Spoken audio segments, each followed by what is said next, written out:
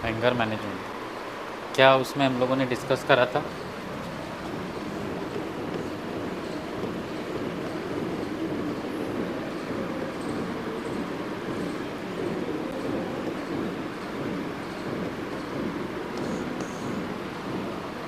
क्या क्या डिस्कस करा था हम लोगों ने लास्ट क्लास में?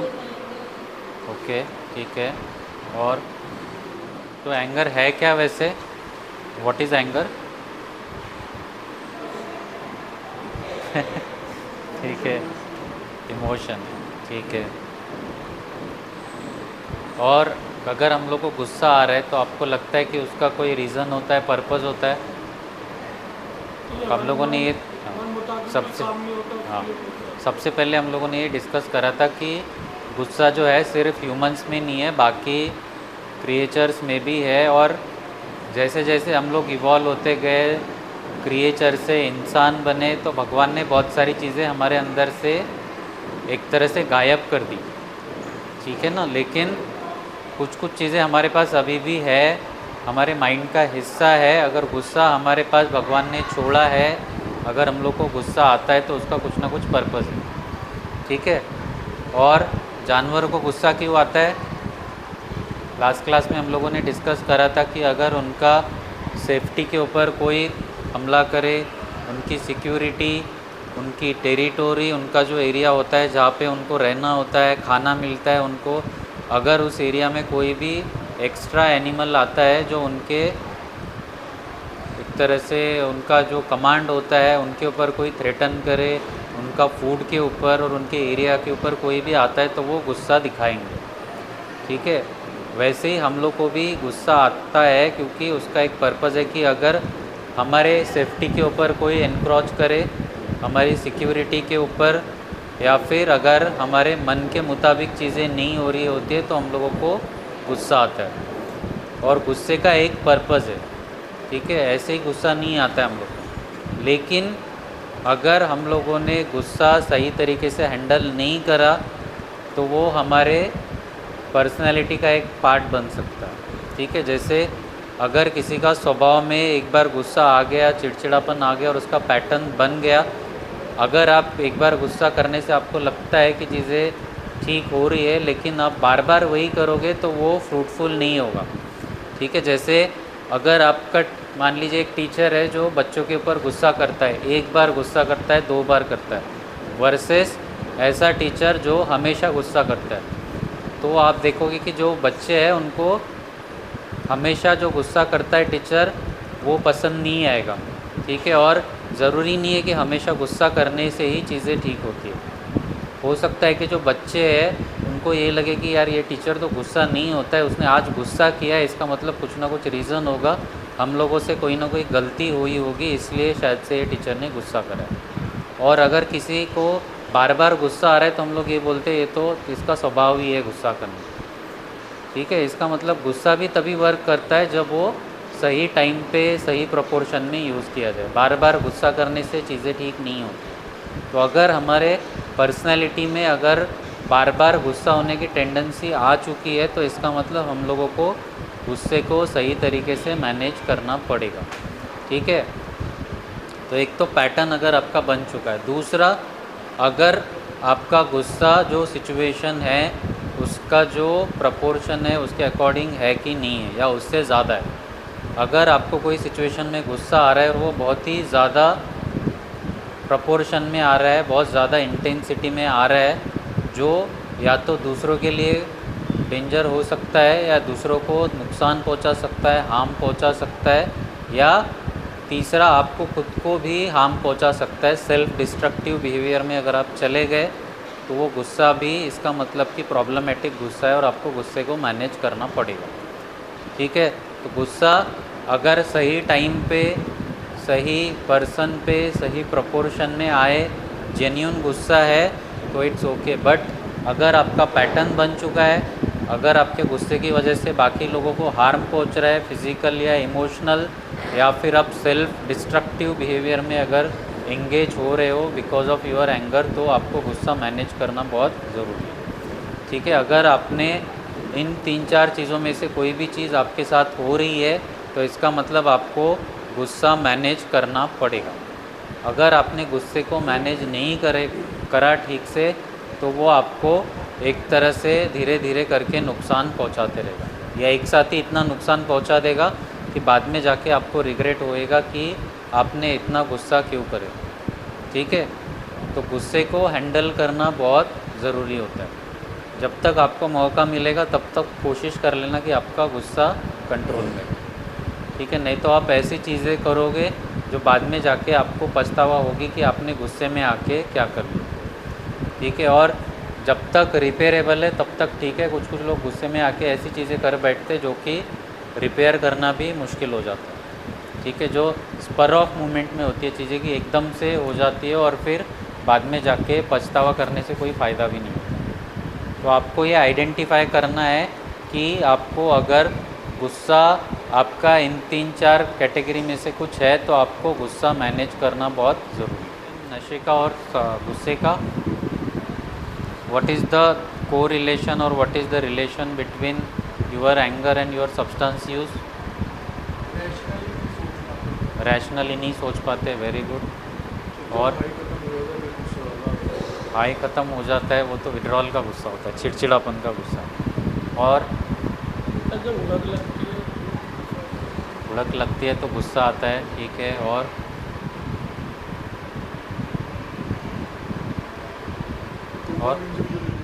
सो बेसिकली ये होता है कि यहाँ से जाने के बाद जो है, बहुत बार ऐसे होगा जब आप बाकी लोगों के साथ इंटरेक्ट करोगे, बाकी लोगों के साथ आपकी इंटरेक्शन होगी, तो ऐसी बहुत सारी चीज़ें होगी जिससे आपको गुस्सा आएगा।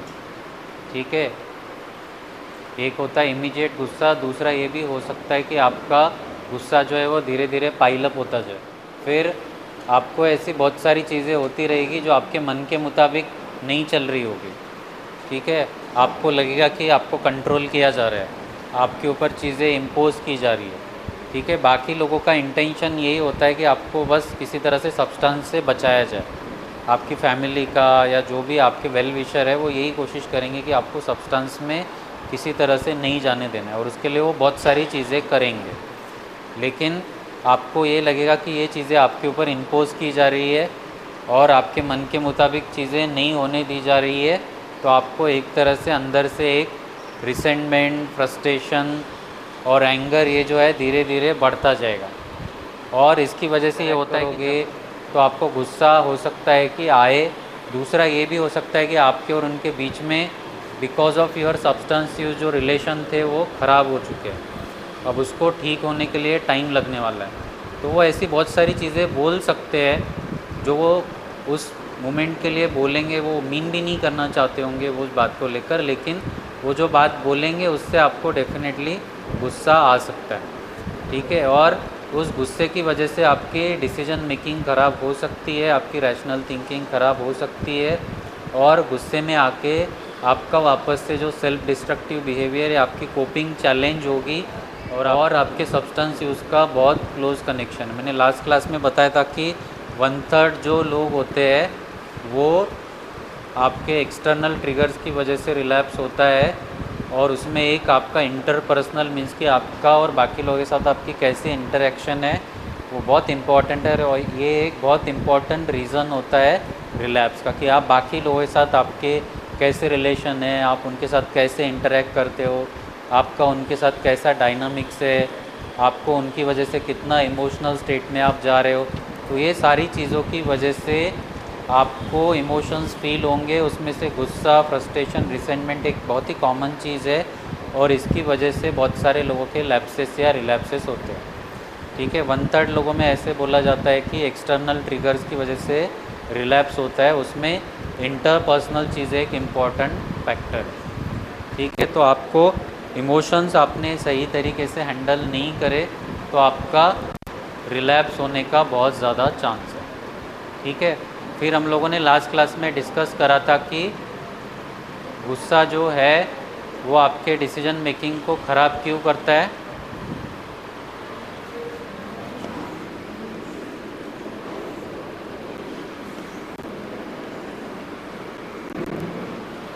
मैंने लास्ट क्लास में बोला था कि आपका जो आप बाकी जानवरों से अलग हो, आप बाकी जो जितने भी क्रिएचर एग्जिस्ट करते हैं उन सबसे अलग हो, इंसान हो, क्यों हो? क्योंकि ब्रेन के हमारे जो फंक्शंस है वो भगवान ने हम लोगों को बहुत गिफ्ट की है, जो बाकी किसी भी जानवर के पास नहीं है। वो क्या फंक्शंस है? Last class. स्माइल करने की पावर टू स्माइल। ठीक है, और logical thinking, rational thinking, concentration, speech, हम लोग जिस तरह से बात करते हैं, जो चीज़ें हम लोग हमारी मन के अंदर चल रही है वो जिस तरह से एक्सप्रेस करते हैं, हाँ, अवेयरनेस, ये सारी चीज़ें हम लोगों के पास है, बाकी और कोई। अगर हम लोगों को जैसे ही हम लोग की ये सारी चीज़ें अगर ब्रेन का कंट्रोल चला जाएगा तो हम लोग बाकी जानवरों के जैसे ही बन जाते हैं। ठीक है, और जब भी आप कोई भी नशे वाली चीज़ करते हो तो आप सबसे पहले, अगर आपने किसी को ऑब्ज़र्व किया होगा, अगर आप खुद सोबर हो और बाकी जो बंदा है वो नशा किया हुआ है, तो उसको ऑब्ज़र्व करना कि उसमें क्या क्या चेंजेस होते हैं। ठीक है, तो हम लोग जो इतने सिविलाइज है, जो इतने सोशल है, बाकी जानवरों से सबसे ज़्यादा सोशल है, क्योंकि हम लोग कुछ कुछ चीज़ों को बहुत अच्छे तरीके से कंट्रोल कर सकते हैं। इसीलिए आप बैठ के देखना कभी कि आप जब सोबर हो, आपने नशा नहीं किया हुआ है, और जिसने नशा किया हुआ है उसमें क्या क्या चेंजेस होते हैं। आप अगर अच्छे तरीके से ऑब्ज़र्व करोगे तो आपको कुछ कुछ चीज़ें दिखाई देगी। क्या क्या दिखाई देता है? ठीक है, और एंगर दिखाई देता है। ठीक है, लॉस और ऑफ कॉन्शियसनेस दिखाई देता है। And he is over spending, ठीक है, he is misbehaving, he is treating other people with disrespect. ठीक है, चलो, क्या क्या चेंजेस दिखाई देते कभी और किसी ने ऑब्ज़र्व किया है? आप सोफ़ी में बैठे हो, सोबर स्टेट में हो, और आपने किसी को ऑब्ज़र्व करा है, तो आपको क्या क्या दिखाई देगा? सब उस पर हंसते हैं। और अगर आपको किसी को ऑब्ज़र्व करना है तो एक जैसे होता है ना, एक इंसान जो एकदम चुपचाप है, जिसका नेचर एकदम शांत है, ठीक है, और जो सोशल सारे एटिकेट्स फॉलो करता है, उसका सोशल इमेज बहुत अच्छा है। अगर उसको आप ड्रिंक करवा दो तो देखना कि उसके बिहेवियर में क्या, अगर उसको चढ़ गई सच में, तो आप देखना कि उसके जो सबसे पहला चीज़ जो होता है ड्रिंक करने के बाद, उसको बोलते हैं कि आपके सोशल इनिबिशंस ख़त्म हो जाता है। ठीक है, मतलब कि हम लोग अपने आप को बहुत अच्छे तरीके से कैरी करते हैं, अपना एक इमेज होता है वो मेंटेन करते हैं, जिसको जो बात बोलनी है वही बोलते हैं, सबको रिस्पेक्ट देते हैं। ठीक है, जब आपको ड्रिंक या अल्कोहल पीने के बाद आपके जो सोशल इनिबिशंस जो है वो ख़त्म हो जाते हैं। सबसे पहला चेंज ये होता है। आप जिसको जो बात नहीं बोलनी है वो बोल देते हो, डिसरिस्पेक्ट करते हो लोगों का, गुस्सा भी करने लग जाते हो, आप जो चीज़ को वैल्यू करते थे वो आप वैल्यू नहीं करते हो। ठीक है ना, तो एक तरह से जो सोसाइटी के या आपका जो कॉन्साइंस होता है वो आपका कमज़ोर हो जाता है, और ऐसी चीज़ें कर बैठते हो जो आपने कभी लाइफ में नहीं करी, और बाद में जाके आपको उस चीज़ का पछतावा होता है कि आपकी एक इमेज थी, आपका एक ये था कि पर्सोना था, आपने एक लोगों के साथ रिलेशन मेंटेन करके रखे थे, वो सारी चीज़ें अगर आप नशे की स्टेट में देखोगे किसी को तो वो इनिबिशंस ख़त्म हो जाते हैं। ठीक है, ये सबसे बड़ा चेंज होता है। और ये क्यों होता है? जब आप नशा करते हो तो सबसे इम्पॉर्टेंट चीज़ जो होती है वो आपके बिहेवियर में ये होती है, और ये होती क्यों है? क्यों होती है लेकिन? हाँ, माइंड अल्टर हो जाता है। वो क्यों हो जाता है?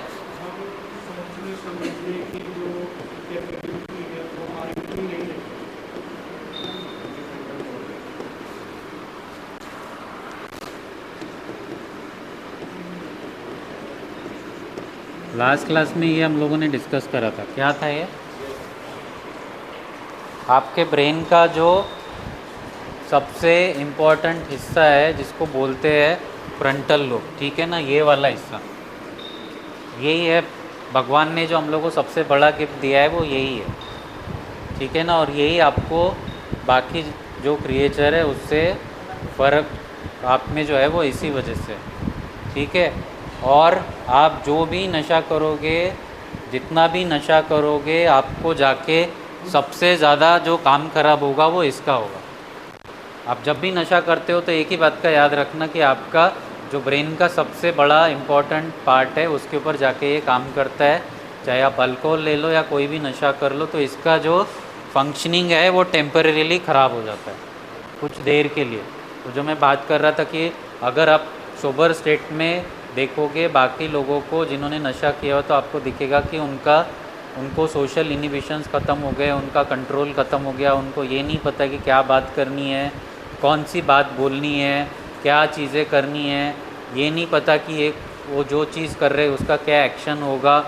ये सारी चीज़ें जो है वो ख़राब इसलिए हो जाती है क्योंकि आपका ब्रेन का जो सबसे इम्पोर्टेंट यूनिट है, पार्ट है, वो काम नहीं कर रहा होता है टेम्परेरी। जब आपको होश आता है बाद में, ये जैसे ही आप जो भी नशा कर रहे थे उसका असर ख़त्म हो जाएगा तो वापस से ये अपना काम शुरू कर देता है। ठीक है, और इसीलिए आपने नशे के स्टेट में क्या क्या चीज़ें करी थी आपको पता भी नहीं चलता है अगर आपने इंटॉक्सिकेशन में अगर आप है तो। वो इसीलिए होता है क्योंकि ये वाला जो हिस्सा होता है ब्रेन का, ये टेम्परेरीली ख़राब हो जाता है या डिफंक्ट हो जाता है एक तरह से। और बाकी जितने भी फिर आपके अंदर जो भी क्रिएचर्स वाली चीज़ें हैं जो बाकी जानवरों में है, वो अपने आप बाहर निकल के आती है। इसलिए बहुत सारे लोग जो है वो इंटॉक्सिकेशन में या under the influence of substance ऐसी चीज़ें कर बैठते हैं जो नहीं करनी चाहिए।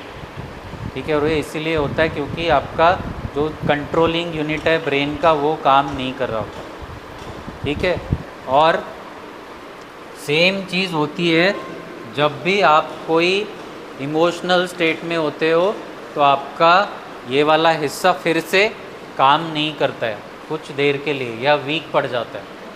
नॉर्मली ये वाला जो ब्रेन का हिस्सा है ये पूरा आपका जो ब्रेन है और ये वाला जो पार्ट है इसको कंट्रोल करता है।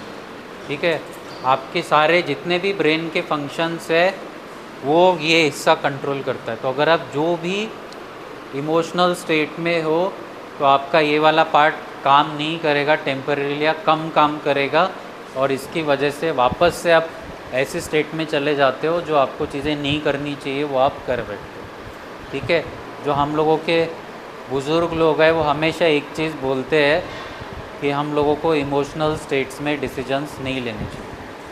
ठीक है, वो क्यों बोलते हैं ये वाला चीज़, बार बार बोलते हैं। ठीक है, बिजनेसमैन लोग भी ये बोलते हैं कि इमोशंस एक तरफ और बिजनेस एक तरफ। ऐसा क्यों बोलते हैं, इसका क्या रीज़न है? कोई भी समझदार इंसान जो होता है वो बोलता है कि हम लोगों को इमोशनल स्टेट्स में डिसीजंस नहीं लेने चाहिए। बिजनेसमैन भी ये चीज़ बोलते हैं बार बार। ये वाला चीज़ क्यों बोला जाता है, इसका क्या रीज़न है, क्या पर्पज़ है? यस, ठीक है ना। आपका जो इमोशनल स्टेट्स में जो ब्रेन के फंक्शंस होते हैं, जो लॉजिकल थिंकिंग होती है, रैशनल थिंकिंग होती है, डिसीजन मेकिंग होती है, ठीक है, ये सारी चीज़ें जो है, इम्पल्स कंट्रोल है, ये सारी चीज़ें टेम्परेरीली आपकी वीक हो जाती है। ठीक है, और आप सिर्फ इमोशनल स्टेट में कोई भी चीज़ करोगे तो उसका जो कॉन्सिक्वेंस होगा वो आपको पता नहीं चलेगा। जब आप सोबर स्टेट में होते हो, कोई इमोशनल स्टेट में नहीं होते हो, एक परफेक्ट फ्रेम ऑफ माइंड में होते हो, तो आपका दिमाग सही डिसीजन लेता है, सही तरीके से काम करता है। ठीक है, और अगर आप कोई भी इमोशनल स्टेट में हो या नशे में हो तो आपका जो लॉजिक है, रैशनल है, वो ये वाला जो हिस्सा है वो काम नहीं करता। इसलिए आपको ये वाली चीज़ हमेशा बताई जाएगी कि आपको इमोशनल स्टेट में आके कोई भी डिसीजन नहीं लेना है।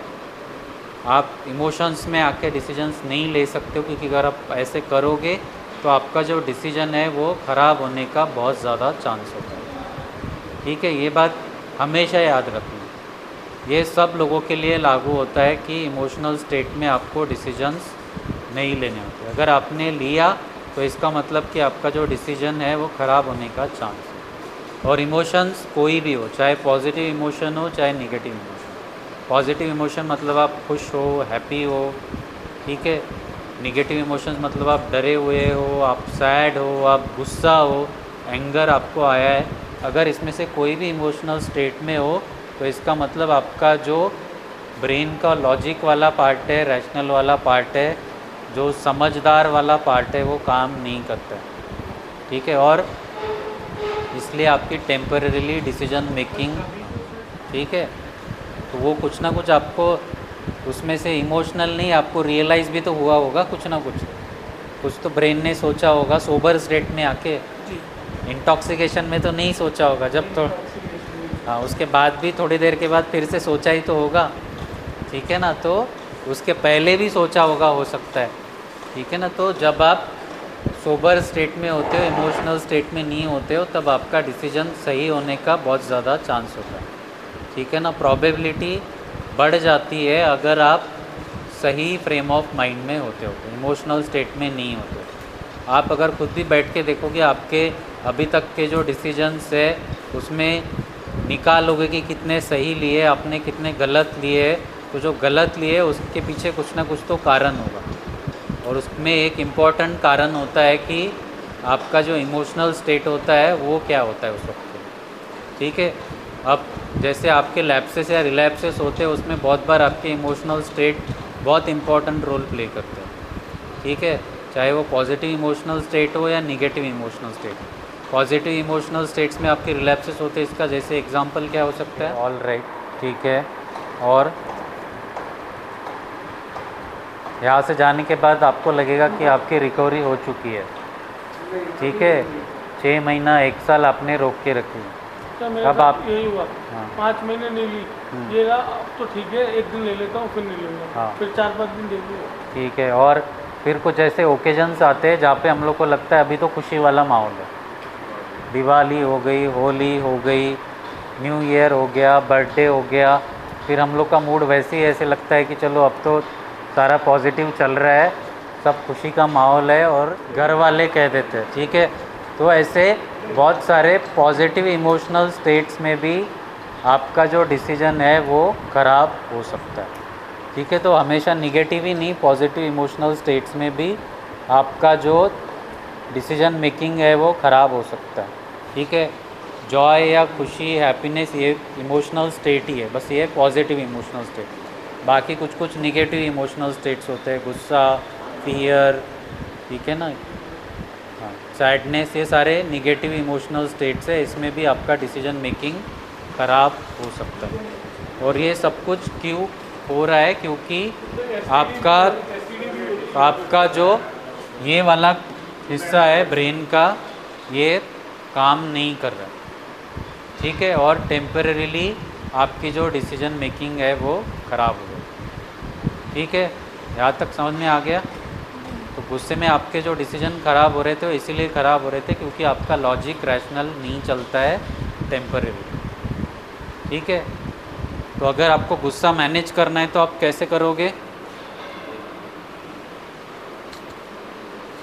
अब आपके बुज़ुर्ग लोगों ने आपको बताया है कि कोई भी इमोशनल स्टेट में डिसीजन नहीं लेना है, तो इसका मतलब क्या है, बिज़नेस करने वाले लोग बोलते हैं कि बिज़नेस एक तरफ, इमोशंस एक तरफ। इसका क्या मतलब, इससे आप क्या सीख सकते हो कि आपको अगर गुस्सा मैनेज करना है तो आपको सबसे प्राइमरी चीज़ क्या करनी पड़ेगी या बेसिक है वो क्या अंडरस्टैंड करना पड़ेगा, अभी नहीं।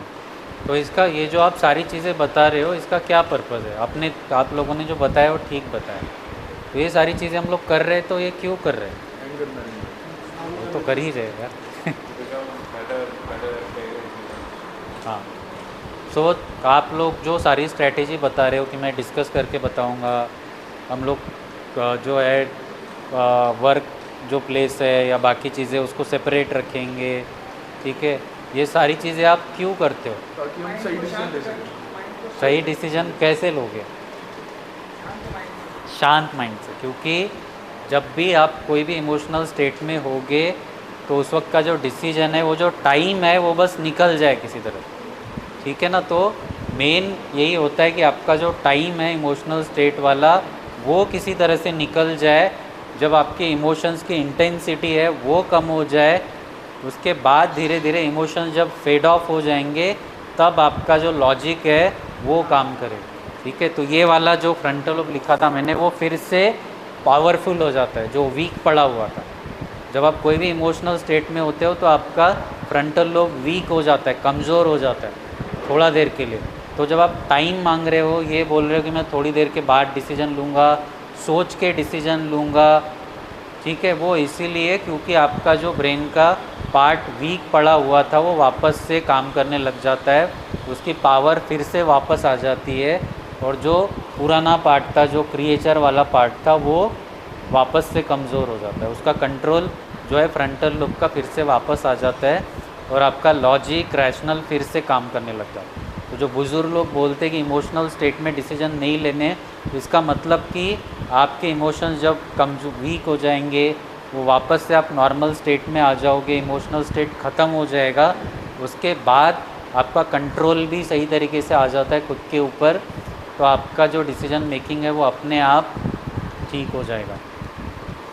ठीक है, और जो बुज़ुर्गों ने सिखाया है वो यही हम लोग को बहुत ही इम्पोर्टेंट विजडम है कि हम लोगों को ये समझना होता है, उन्होंने जो बोला है उसमें से, कि हम लोगों को किसी तरह से वो वाला जो टाइम है वो निकालो, चीज़ें डिले करो, ठीक है, अपना टाइम लो कि आपको क्या चीज़ करनी है, क्या चीज़ बोलनी है, क्या एक्शंस लेने हैं, उसके लिए आप थोड़ा सा टाइम दो, धीरे धीरे खुद ब खुद आपकी चीज़ें जो है वो बेटर हो। तो आपको कोई भी डिसीजन मेकिंग के लिए बस थोड़ा सा टाइम दो, तो आपकी चीज़ें जो है खुद ब खुद बेटर हो जाए। तो जो हम लोगों को बुज़ुर्गों ने बताया है वो ये बहुत ही सिंपल बेसिक चीज़ है कि आपको एक टाइम देना है, उसके बाद आपके इमोशंस कम हो जाएंगे और धीरे धीरे जो है आपका डिसीजन मेकिंग अपने आप वापस आ जाए। तो गुस्से में आके कोई भी चीज़ बोलनी नहीं है, ठीक है, कोई भी एक्शंस नहीं लेने हैं, क्योंकि अगर आप वो एक्शंस लोगे तो आपका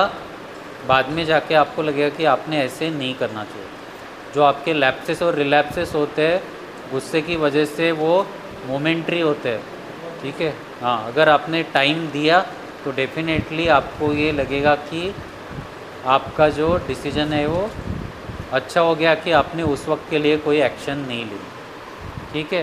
तो गुस्से के लिए सभी चीज़ों के लिए लागू होता है कि अगर आपने गुस्से को थोड़ा देर दिया, डिले करी उस वक्त के लिए चीज़ें, तो अपने आप ही आपके जो एक्शंस है वो बेटर होते जाएं, ठीक है। जो क्रेविंग के बारे में मैंने डिस्कस करा था कि ऐसे आएगी और ऐसे अपने आप ख़त्म होगी, ठीक है। इमोशनल स्टेट जो होते हैं, आपका चाहे गुस्सा हो, आपका चाहे हैप्पीनेस का स्टेट हो, आपको चाहे डर लग रहा हो, ठीक है, या आपको सैड फील हो रहा हो, कोई भी चीज़ जो हो रही है आपके साथ वो ज़्यादा देर के लिए नहीं टिकती, वो धीरे धीरे खुद ब खुद कम होके ख़त्म हो जाए। और गुस्सा भी उसमें से एक चीज़ है।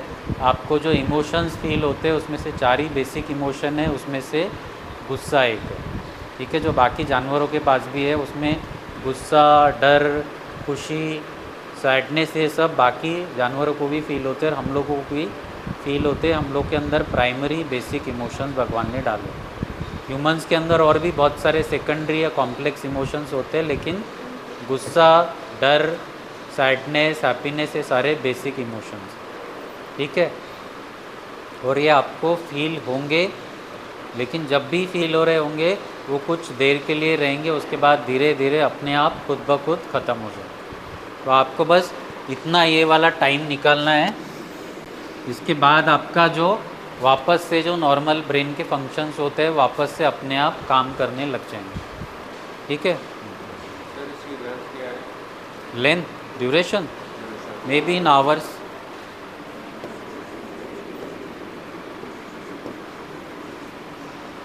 आपका गुस्सा ज़्यादा से ज़्यादा कुछ आवर्स रह सकता है, या इमोशनल स्टेट कुछ आवर्स के लिए रह सकता है, उसके बाद धीरे धीरे कम हो जाएगा। चाहे वो कितना ही बड़ा खुशी क्यों ना हो, आप ज़्यादा दिन के लिए खुश नहीं रहोगे उस बात के ऊपर। तो आपको एक दिन फील होगी, 2 दिन, 3-4 दिन, वापस से उसके इमोशंस की जो इंटेंसिटी वो अपने आप कम हो जाएगी, ठीक है। तो it will be in hours और मैक्सिमम 2 और 3 डेज़। उसके बाद अपने आप ही आपके जो इमोशंस की जो इंटेंसिटी है वो टाइम, ठीक है, आपको डिले करना है। सबसे पहला स्ट्रैटेजी आपको गुस्सा मैनेज करने में ये याद रखना है कि आपको टाइम देना है, डिले करना है, उस वक्त के लिए कोई डिसीजन नहीं लेना। सबसे पहला स्ट्रैटेजी डिले, ठीक है। हाँ, माइंड डाइवर्ट कर सकते हैं किसी हाँ और एक्टिविटी। हाँ, बस डिले मत करो, कुछ बोलो मत, कोई एक्शंस मत लो, जैसे गुस्सा शांत हो जाएगा उसके बाद आपको बात बोलनी है या आपको एक्शंस करने हैं। ठीक है, सबसे पहला स्ट्रैटेजी, बेसिक स्ट्रैटेजी यही। ठीक है, समझ में आ गया? चलो।